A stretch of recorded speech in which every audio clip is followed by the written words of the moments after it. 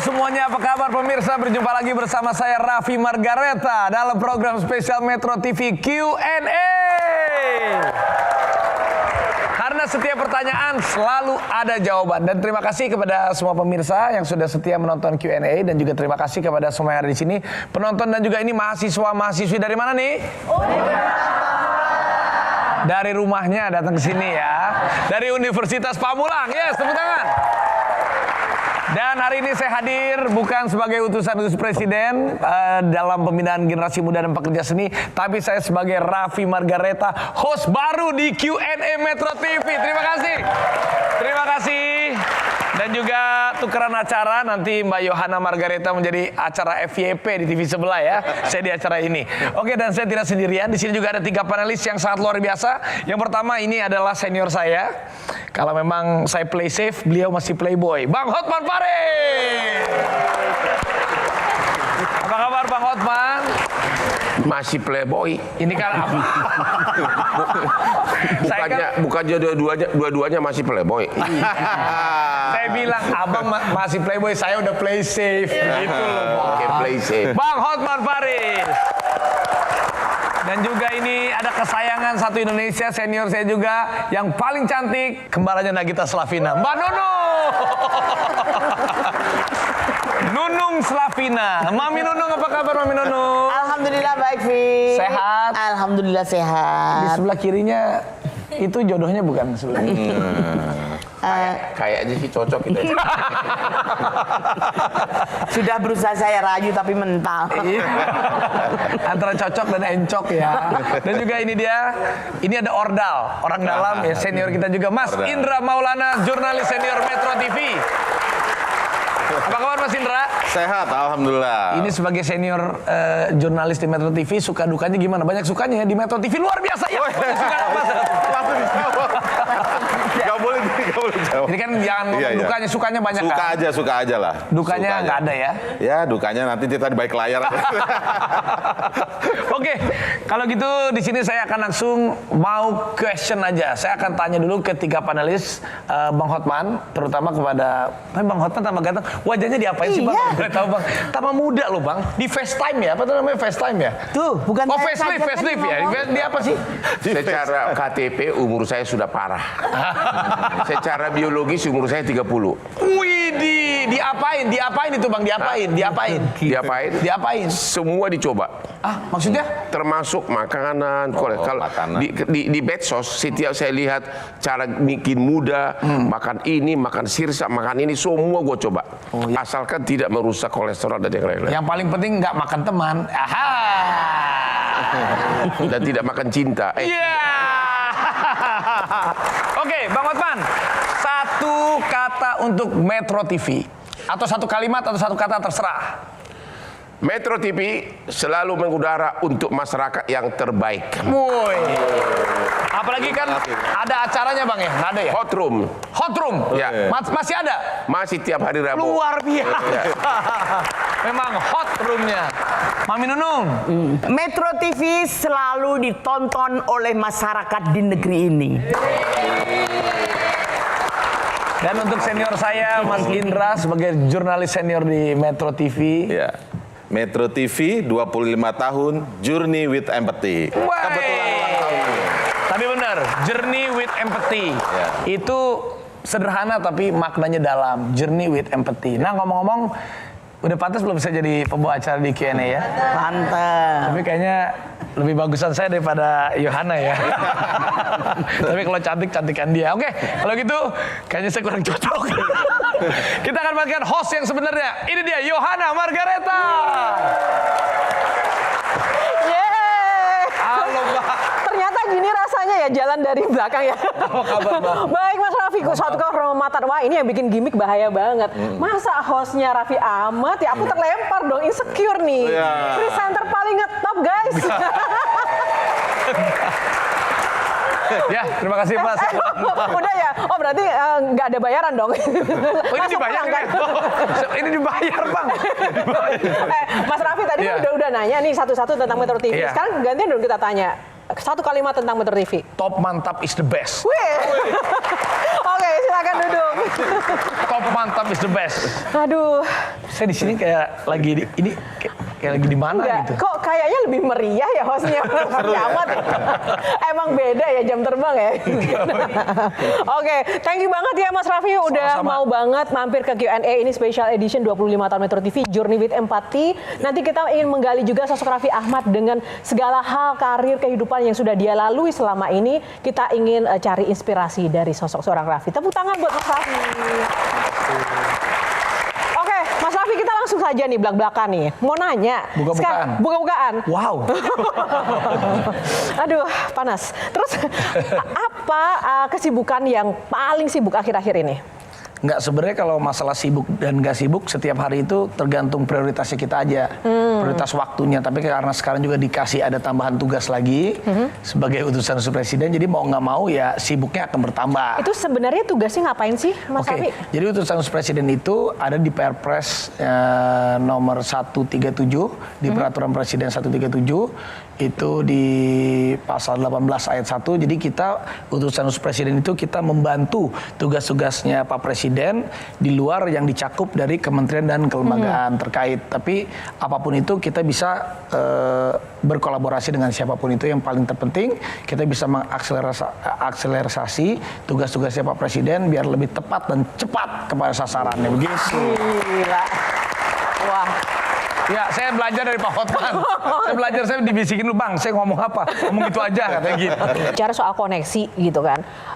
Sekarang Mas Raffi kan di eranya Pak Prabowo. Apakah menduduki jabatan ini dan segala macam fungsinya itu karena dekat dengan Pak Prabowo dan the gang? Begitu atau gimana? Sebenarnya saya itu sama Pak Prabowo sudah pernah berjuang lama juga. Waktu itu masih di Pak Prabowo Hatta. Setelah itu juga ya tapi kan sebenarnya saya memang cita-citanya memang bukan jadi politisi. Waktu itu memang saya mendukung yang memang saya mau dukung sesuai hati saya aja. Terus saat Pak Jokowi di periode pertama pun saya masih nggak ikut kesana kesini. Pas Pak Jokowi waktu kemarin di periode kedua saya udah ikut Pak Jokowi, dan setelah itu ya Pak Jokowi dan Pak Prabowo sudah bersatu, dan kita juga sering banyak pertemuan-pertemuan, pembicaraan.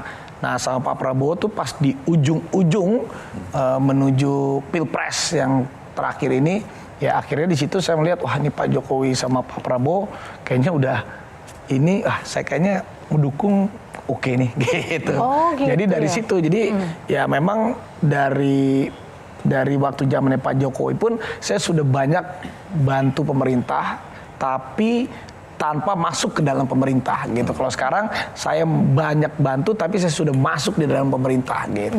Kayak Bang Hotman juga ya banyak. Beliau juga banyak bantu. Ya, tapi kenapa nggak mau masuk? Oh, dia nggak bisa dansa kalau bisa dia masuk pemerintah nggak bisa dansa sampai subuh. Oke, silakan Bang Hotman. Selama kamu menjabat, ada nggak tugas spesifik yang menarik, yang menyentuh, yang dari kemanusiaan atau aspek apa yang kau ditugaskan? Kira-kira tugas yang mana gitu yang benar-benar menurut kamu itu sangat surprise atau ada sesuatu yang diceritakan gitu loh? Sebenarnya ini tugas utusan presiden masuk di pembinaan generasi muda dan pekerja seni.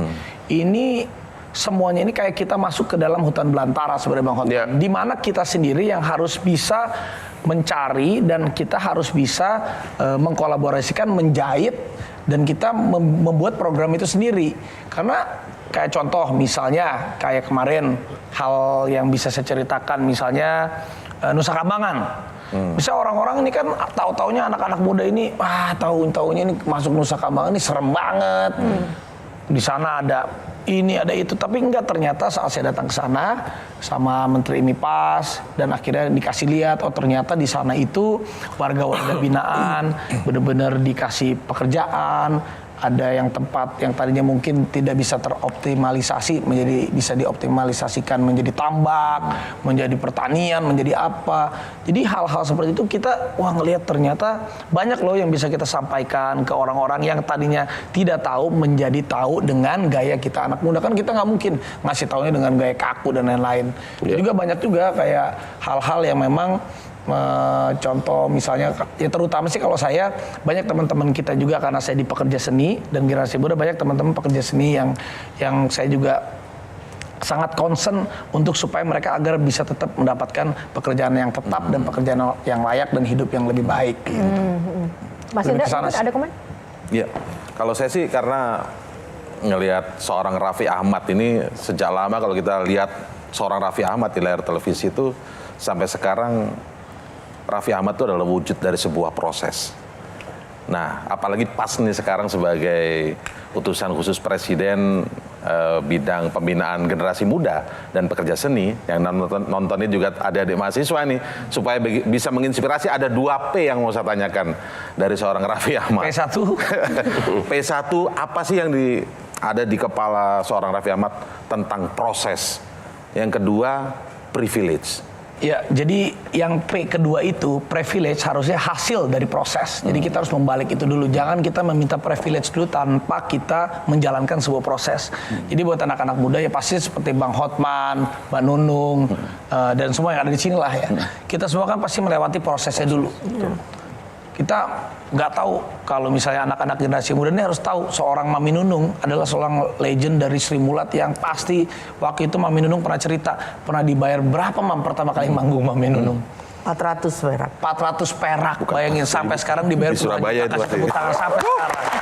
Jadi anak-anak muda itu harus tahu gimana proses orang Bang Hotman. Ya dulu nggak kere-kere banget sih, tapi beliau ini beneran Bang Hotman itu. Tapi yang saya salut sama beliau, pekerja keras dan berjuangnya. Bang Hotman berjuang, ini saya cerita, ini kan cucu-cucunya, ini kan kakek. Maksudnya bisa cerita ini Bang. Bahwa generasi muda ini harus tahu bahwa perjalanan Opung Hotman itu dari Sumatera, jauh kan Bang? Coba. Dari Toba, Naik kapal laut, sampai di Tanjung Priok tengah malam, terus nggak tahu mau kemana. Tuh. Prosesnya berat. Prosesnya itu berat. Jadi kita anak-anak muda zaman sekarang memang kita harus mengajarkan anak kita, keturunan kita sesuai dengan pada zamannya. Ya memang sekarang zamannya sosial media, mungkin kayak Mami Nunung, saya aja ngerasain dulu casting waktu zaman di entertain, casting jam 7 pagi. Kita udah ngantri tuh jam 7 pagi, baru keterima masuk casting jam 4 sore. Habis itu jam 4 sore, nanti ditunggu lagi nominasi besok atau minggu depan, suruh datang lagi, keterima atau enggak. Jadi proses itu panjang. Kalau anak zaman sekarang, "Hai guys, cicu, viral." Misalnya. Ya tapi ya itulah, makanya anak-anak zaman sekarang itu kalau mau mendapatkan sebuah privilege yang abadi dan privilege yang sejati, harus lewatin sebuah proses yang bisa menjadikan nanti privilege itu menjadi privilege sejati yang bukan karena sebuah embel-embel yang lain. Ketika kamu udah kesana kemari melakukan banyak hal sebagai utusan presiden tuh berdampak nggak sih? Dan dampaknya apa? Kalau dampak yang menilai orang lain, tapi buat saya sendiri yang pasti saya banyak sekali dapat pengalaman yang luar biasa selama 1 tahun di pemerintahan ini. Saya udah muter ke beberapa puluh kota dan sudah berkolaborasi dengan beberapa kementerian, hampir semua kementerian saya udah berkolaborasi. Jadi memang mau nggak mau gini, tetap aja saya ini kan masih muda. Saya ini pasti kalau kayak yang senior ini pasti saya kulonnuwun duluan, saya yang ketok pintu duluan. Maksudnya yang namanya juga pembinaan generasi muda dan pekerja seni.